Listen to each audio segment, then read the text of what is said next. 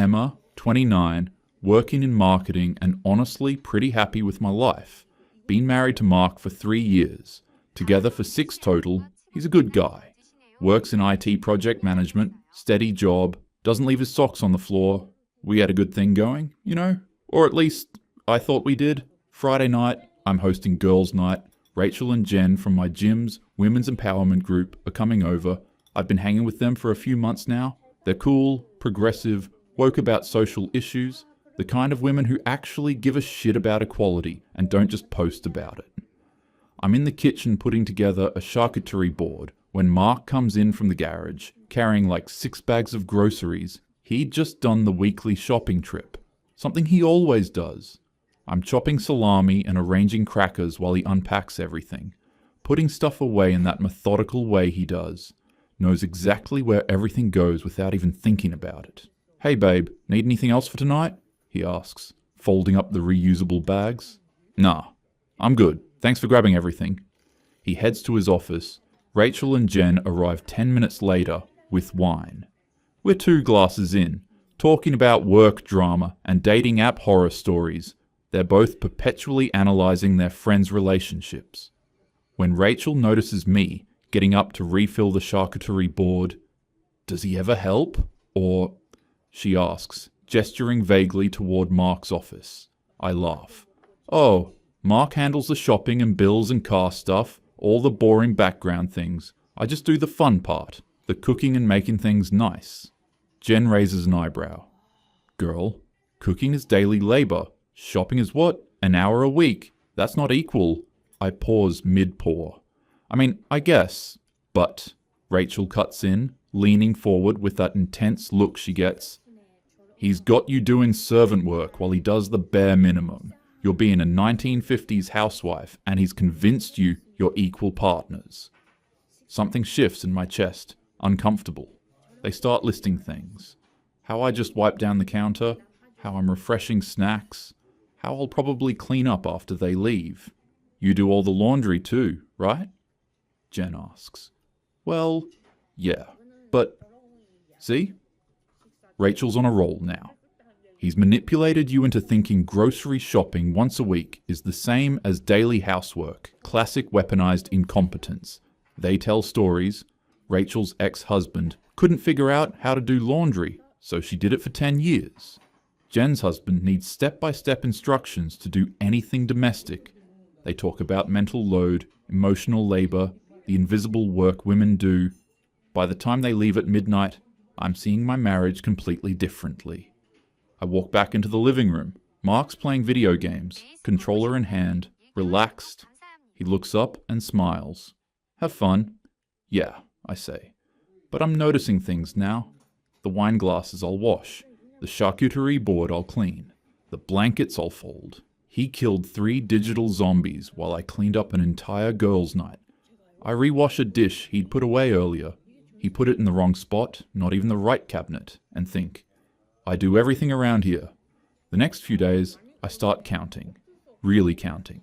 Monday, I load the dishwasher after breakfast, +1, wipe down the kitchen counter, +1, make dinner, +1, fold a load of laundry, +1, clean the bathroom sink, +1, Mark works from home, takes some work calls, plays games after work, 0 household contributions that I can see. Tuesday, same story, I do 12 distinct household tasks. He does nothing visible. I text Rachel, literally kept count today. I did 12 household things. He did 0. She texts back immediately, and he probably thinks he's a great husband. The resentment builds like a pressure cooker. I start testing him. Leave dishes in the sink overnight to see if he'll do them. He doesn't, because I always do them. Wednesday afternoon, I'm on the phone with Rachel in the kitchen. I think Mark's in his office with his headphones on. Can't hear me. I don't know how I didn't see it before, I'm saying. Pacing? I'm doing everything around here. That's what they do, Rachel says. They make you think you're being crazy for wanting basic equality. He does the grocery shopping, wow. A whole hour a week? I'm cooking and cleaning for hours every day. I laugh bitterly. It's honestly pathetic how little he contributes. Rachel says something about the weaponized incompetence again. and I'm nodding along when Mark walks into the kitchen. My stomach drops. He's holding an empty coffee mug. He heard me. "Em," he says, voice calm, but with an edge I rarely hear. "I heard what you just said. Let's actually do this." I grip my phone tighter. "Do what?" "List out everything we each do. You want 50-50. Let's make it actually 50-50. Rachel's voice is tinny in my ear. "Is that him? Don't back down." I pull the phone away. My heart's pounding, but I'm also emboldened. He's bluffing. He has to be. "Fine," I say. "Fine, let's do it." Mark grabs a notebook from the junk drawer, sits at the kitchen table. "Okay, what do you do?" I list it out, counting on my fingers. Cooking, dishes, laundry, cleaning bathrooms, vacuuming, wiping down counters, tidying the living room, organizing. He writes it all down, doesn't argue, doesn't interrupt. "Now you," I say. "Grocery shopping and meal planning, paying all the bills, handling both cars, home maintenance, managing insurance, yard work, taking out the trash." I scoff. "Grocery shopping is an hour, Mark. Bills are online. That's what, 20 minutes a month? Half that stuff is once a month tasks. That's not equal to me cooking and cleaning every single day." He looks at me for a long moment, something in his eyes I can't quite read. "Okay," he says, voice eerily calm. "So here's what we'll do. Everything on your list, that's 100% yours now. Everything on mine, 100% mine. No helping each other, no asking for help. True 50-50. I hesitate for just a second. Rachel's voice is still in my head. "Men do this to test you. Stand your ground." "Fine," I say. "Great. Starting now?" He smiles slightly. Not smug, just knowing, like he's already 3 steps ahead. "Wait, so I'm doing the grocery shopping now?" "Yep, you wanted equality." "Fine, easy." I tell myself, I won. He'll crack in a week and come crawling back, asking to split things normally again. I don't notice that his list is still in his head and mine is written down, or that he's still smiling. Week 1, I walk into the grocery store with my head high. I've got this. Shopping is shopping. Immediately, I realize I don't have a list. Mark always had a detailed list, organized by store section. I just grab things that look familiar, produce section. Do we get organic bell peppers or regular? How many do we even go through in a week? Are tomatoes on sale? Is $3.99 a pound good or bad? I have no reference point because Mark always handled this. I spend 15 minutes just staring at strawberries. Meat section is worse. How much chicken do we need? What cuts? Is $8 per pound reasonable? I keep second guessing myself, putting things back in the cooler, re-adding them. By the time I get to checkout, I've been here an hour and 20 minutes. Total, $187.43.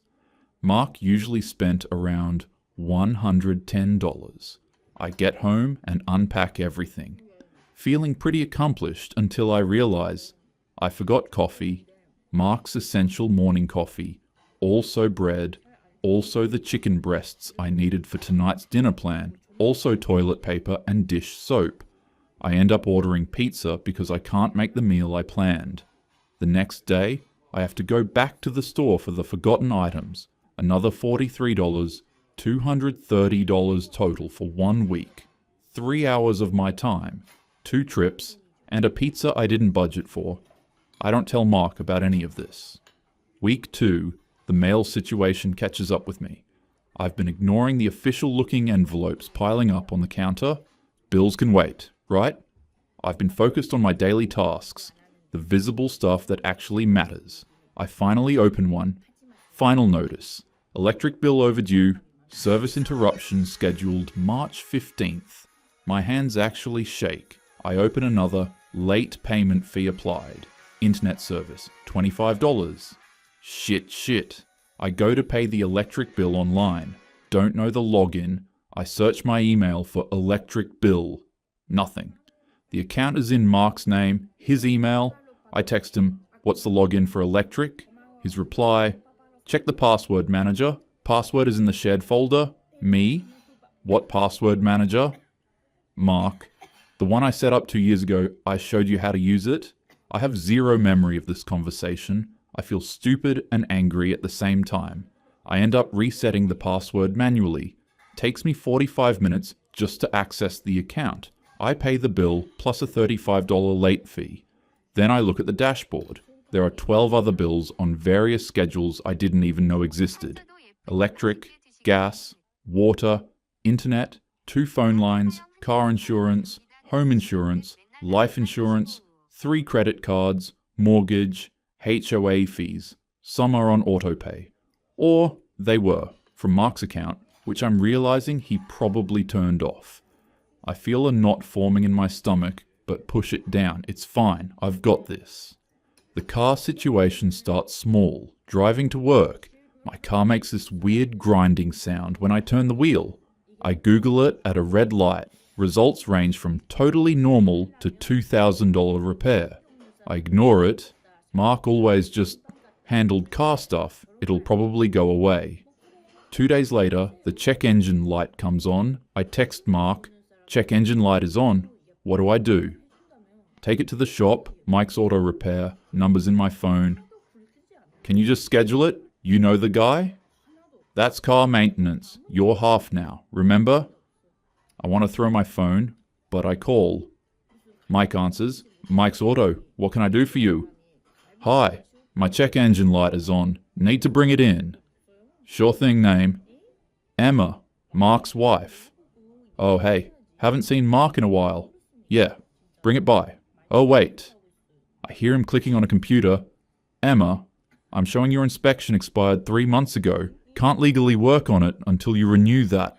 My face goes hot. Day, it expired? Yeah. Mark usually brings both cars in every March like clockwork. You'll need to hit up the inspection station first, then come back to me. Mark had been handling inspection renewals for 6 years straight. I never once thought about it. At work, I end up venting to Tyler during lunch. Mark's being so petty about this 50-50 thing. I explain the whole situation, the agreement, the tasks, everything. Tyler looks genuinely confused. Wait, he was handling all the bills, both cars, and home maintenance by himself? Yeah, and I was doing daily cooking and cleaning. Tyler sets down his sandwich. My wife and I split bills because that shit is actual work. She handles 3 accounts, I handle 3. Your husband was doing way more than half. I bristle. You don't understand the mental load of cooking every single day. Doesn't he also work full time? And didn't you say he was doing grocery shopping too? That's an hour a week. Tyler gives me this look. Is it? My wife does our shopping. She's gone for 2.5 hours and comes back exhausted. I change the subject, but his words stick with me, like a splinter I can't quite dig out.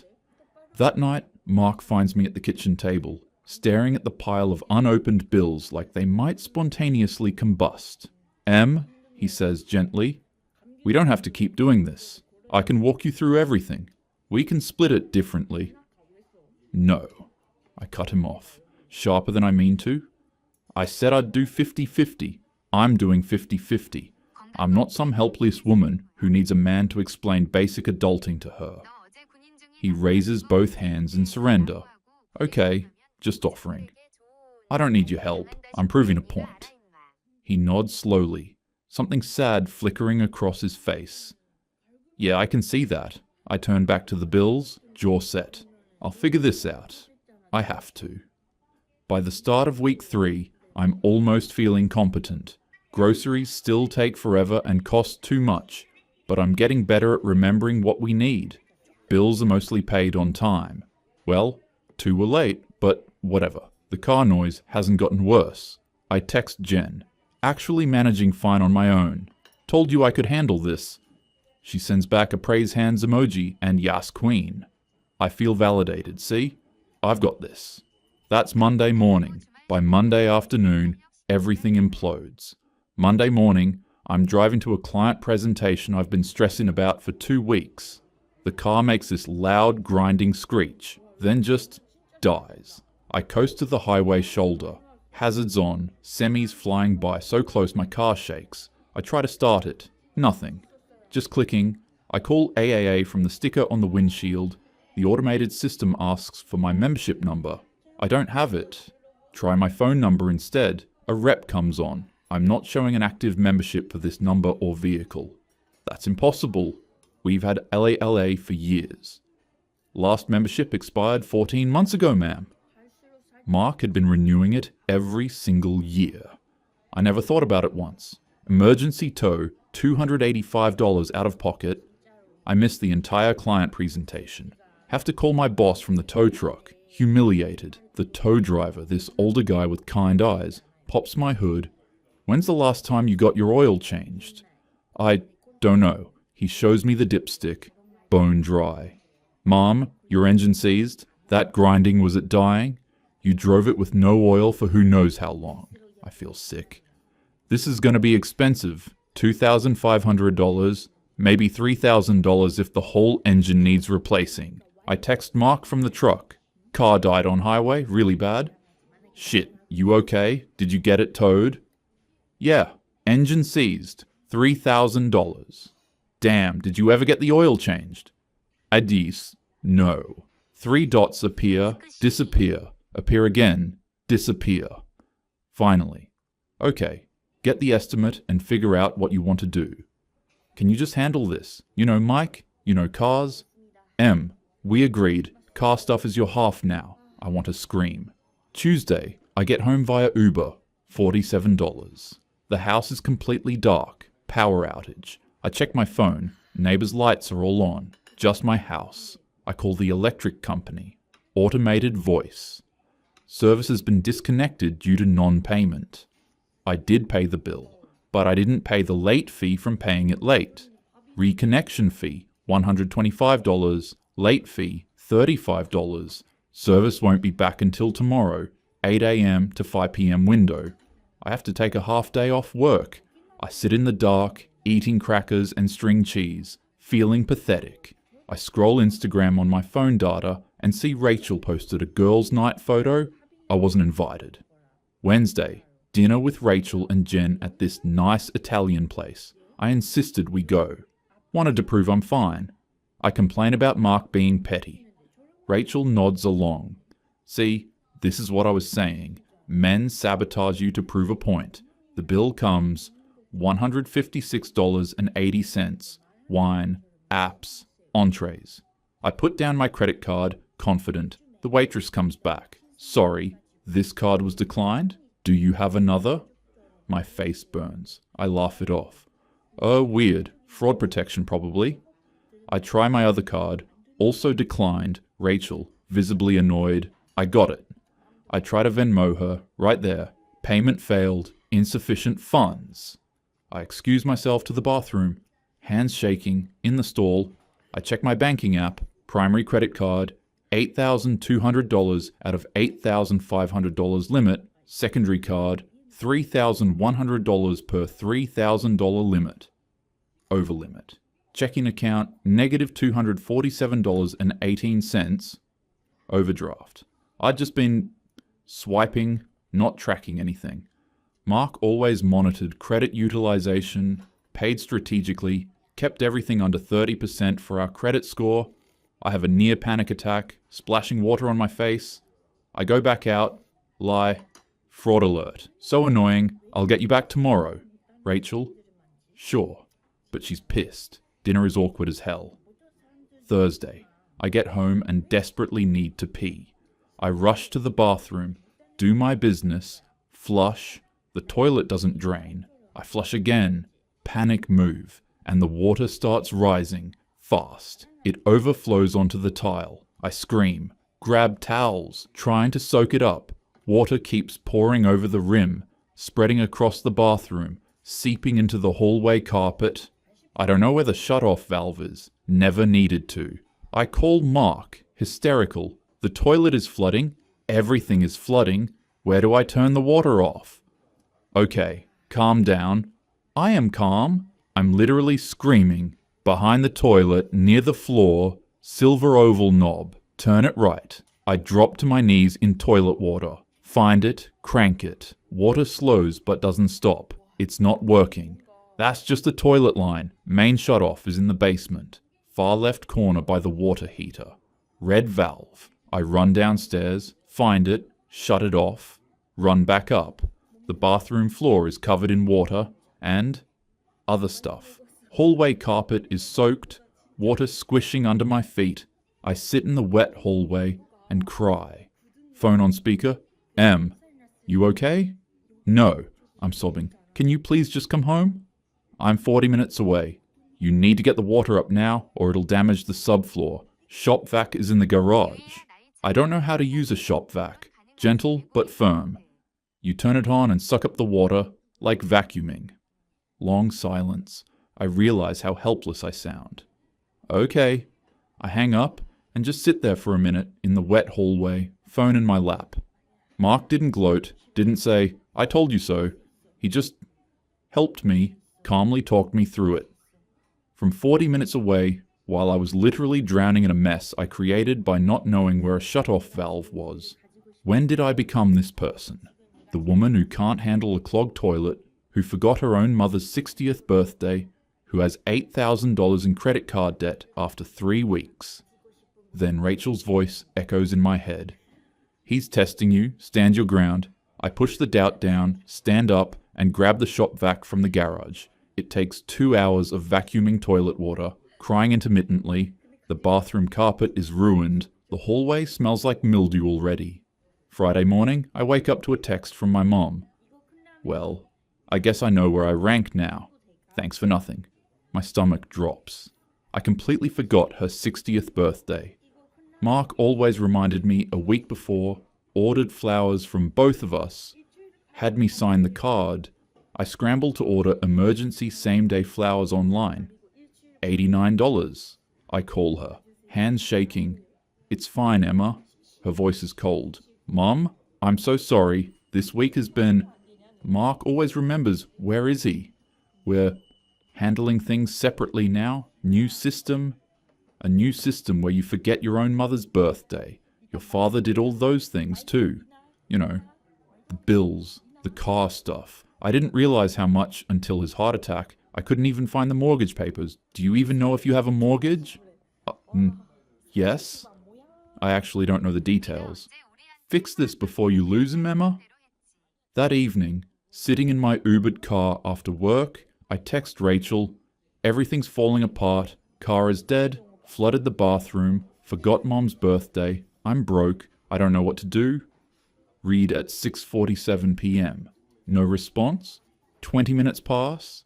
I text again, hello? 8:30 p.m. Oh, sorry babe, was that hot yoga? That sucks. Stand your ground though, he's clearly testing you. I stare at the text. My friends are completely useless. I spend all Friday night lying awake, trying to frame this in my head so it makes sense. Maybe Mark is just better at this stuff. Guys are more naturally technical with bills and cars, right? Or maybe I just need better systems. A budgeting app, a meal planning service. If I had the right tools, I could totally do this. But Saturday morning, 7 a.m., staring at my bank account in the red, my ruined bathroom, the $3,000 car repair estimate, my mom's hurt text that I've reread 17 times.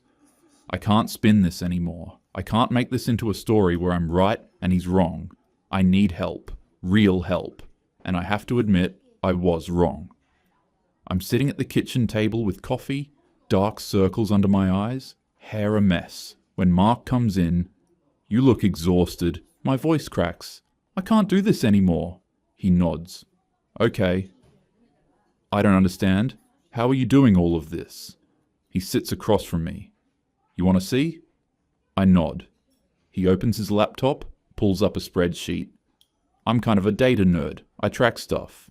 Multiple tabs, financial, automotive, home maintenance, logistics, social. He shows me the financial tab first. 15 different accounts, electric, gas, water, internet, phones, car insurance, home insurance, life insurance. 3 credit cards, mortgage, HOA, subscriptions.